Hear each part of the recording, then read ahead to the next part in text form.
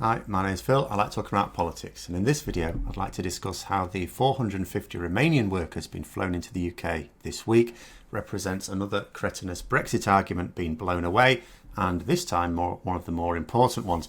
But first, if you'd like to be notified of daily news and politics, then please subscribe to the channel and click the bell notification icon. So in terms of the impacts that Brexit is going to have on the country, most people don't really notice, and by extension don't care about many of them. Brexit, for example, was supposed to be about sovereignty, but nobody's really able to explain which sovereign powers were somehow sacrificed.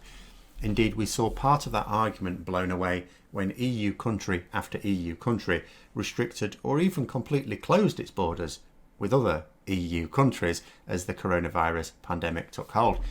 There we were being told that we had no control over our borders as an EU member. And there were EU members controlling their borders in full view. And what is more, before we did. In fact, we had to be told, would you please tighten your borders by other EU countries? But most people don't travel abroad much, and so these sort of issues don't really hit home. Gammons can rage about borders without ever having seen one in their entire lives. But food is another matter. If the shelves are empty of staple food items, then people will want to know why and what is being done about it. When the panic buyers emptied the shelves like a swarm of locusts recently, well, we knew the cause, and for once it wasn't really the government's fault. People just panicked when there was no need to, but there was no issue with supply, and so the situation has now largely corrected itself. But what happens if there is an issue with supply? The panic buying will still happen, but this time the shelves will not be replenished quite so quickly, if at all. And you try to explain to Brexiteers about the amount of food we import from the EU. You try to explain that we just can't get it elsewhere or grow more ourselves, but they just won't understand. They're still scratching their heads as to how European countries could close their borders when they were members of the EU. Doesn't make sense. But because they haven't seen a sudden block to food imports from the EU as a result of the hard Brexit that's still being promised from the government in 2021, well, they won't accept it until they see it for themselves. And even then, they'll not understand still. But one aspect of food supply has come in early, the food we produce ourselves, because, well, try as you might to explain how Priti Patel's brainless immigration plans would either completely sink our economy, but especially our agriculture, or she'd have to make so many exceptions to the rules that they won't actually apply to anyone. They just don't get it. But now the pandemic has modelled the same conditions. The casual workers from Central and Eastern Europe that were working so hard to pick fruit and veg in our farms on low pay and with scant recognition in much of the UK were not able to really come across this year. Not because of immigration rules yet, but travel restrictions due to the pandemic.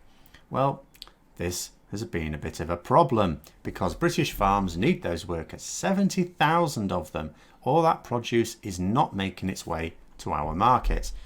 Not to worry, chided the Gammons. British workers can at last do those jobs, as if they couldn't before. But now the truth has been laid bare, undeniably. There aren't British workers to do those jobs because they always could have done them in the past. They weren't there to do them. Nobody was turned down for such work. But where were they when we couldn't get the foreign workers? Nowhere. They didn't turn up to pick the fruit and veg themselves. So what have we done about it? Chartered flights, spent extra money chartering flights to bring in workers from wherever we can get them. And that is not within our own borders. There was a campaign, and indeed still is, to try and recruit workers from the UK, trying the patriotic land army push, but it's not bringing in anywhere near enough. It's getting a little bit of interest.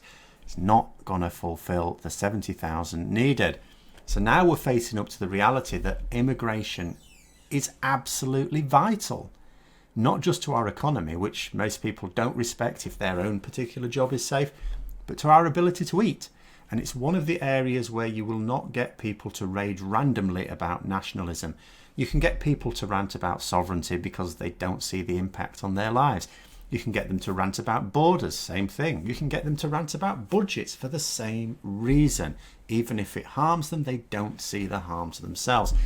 But tell people to support something that means they can't buy food, well, the food that they need, or even the food that they want, and the Brexiteers are on much looser footing.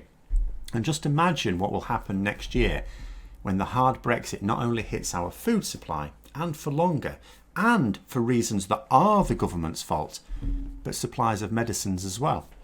And one thing that these charters are also showing is that the government don't seem to have an appetite for the realities that they are threatening.